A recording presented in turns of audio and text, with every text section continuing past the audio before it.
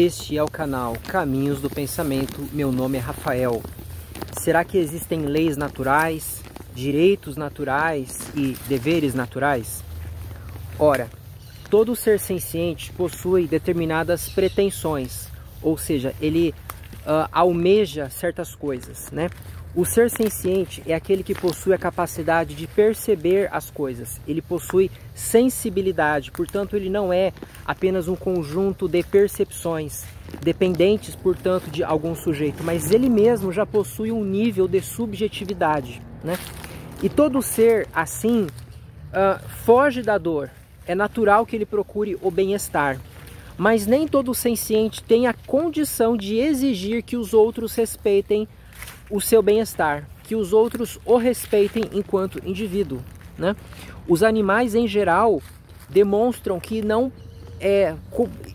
eles não têm condições, pela forma como a mente deles trabalha, de exigir alguma coisa dos outros, mas eles agem apenas, né? Eles seguem os seus instintos e alguns deles são bem criativos até para conseguir alimento, para conseguir acasalamento, para conseguir caçar e fugir dos predadores, mas nenhum deles demonstra possuir um sistema jurídico como aquele que nós construímos, né? O direito é um conjunto de regras que regula a sociedade, é um conjunto de normas que serve para que nós saibamos como podemos nos comportar para fugir da punição, né? Os animais não possuem isso, aparentemente, entre eles, né?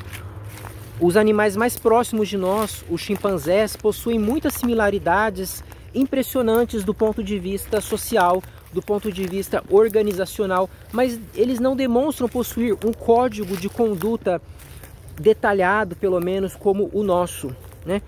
Os macacos, eles possuem regras entre eles, mas não são nada semelhantes às nossas, né? Que são regras ali que são pensadas, são discutidas, são votadas, são publicadas para os demais. No reino animal a coisa é mais primitiva, a coisa é mais rudimentar. Mas isso não significa que os animais possam ser tratados apenas como objetos, né? Os animais, se eles não se igualam aos humanos nesse quesito, eles se diferenciam muito das plantas, né? E dos seres inanimados em geral. Ainda que as plantas possuam capacidade de se desenvolver e até de reagir às coisas que acontecem à sua volta, elas não mostram possuir nenhum nível de subjetividade, portanto não têm direitos. Mas os animais não podem ser tratados dessa forma, e assim é um dever da mente humana que raciocina sobre eles conferir-lhes direitos.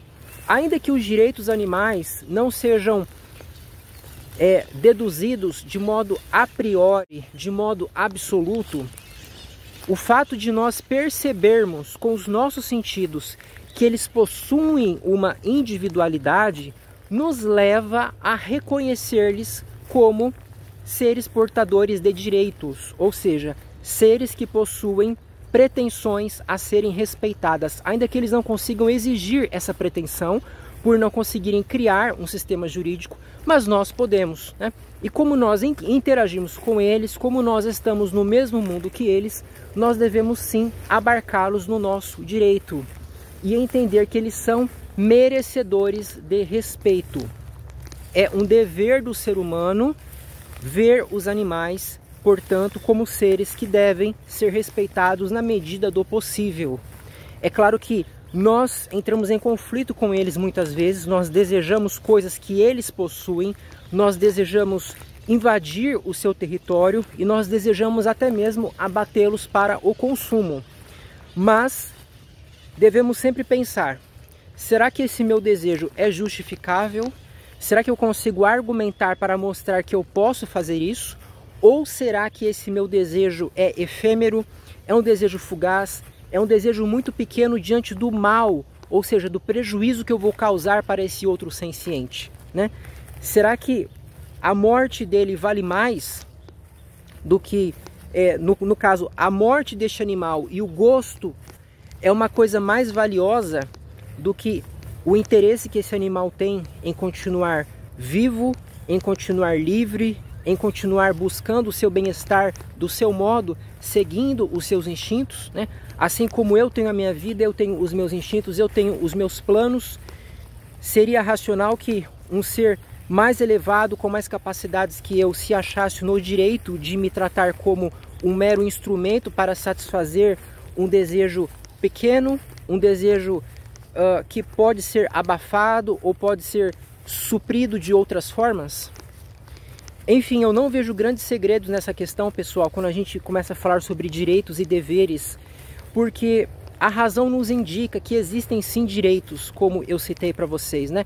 Nós temos um dever lógico de sermos coerentes conosco, de sermos coerentes com a nossa racionalidade. Um ser racional não satisfaz os seus desejos pura e simplesmente sem considerar as consequências ou sem considerar se ele está afetando terceiros. E esses terceiros não precisam possuir a racionalidade no nosso nível, né? Esses terceiros podem ser muito bem seres que possuem sensibilidade e que possuem os seus interesses por menores que sejam, ainda que seja apenas o interesse de ficar vivo, de comer, de se reproduzir. Esse interesse já precisa ser respeitado, porque eu sou igual a este ser neste aspecto, de ser também um senciente. Por hoje era isso, e até a próxima.